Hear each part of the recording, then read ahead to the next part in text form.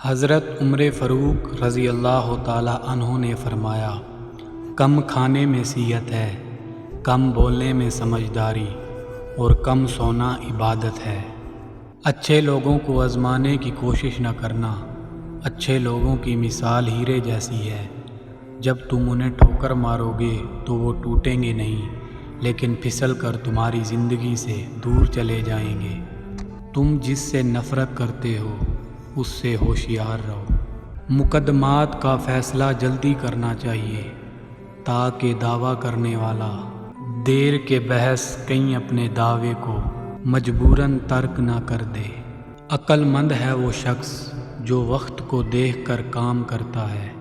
اگر تو گناہ پر آمادہ ہے تو کوئی ایسی جگہ تلاش کر جہاں خدا نہ ہو۔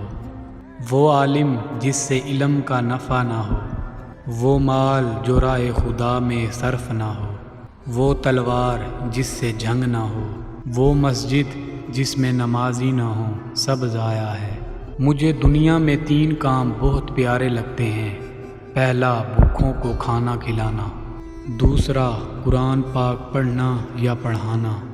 تیسرا، محتاج اور مستحق لوگوں کی امداد کرنا۔ لوگوں کو جس طرح چاہے آزما دیکھ، سانپ بچھو سے کم نہیں ہوں گے۔ وہ شخص بہت گناہگار ہے جس کو لوگوں کی برائی کے لیے وقت ملے۔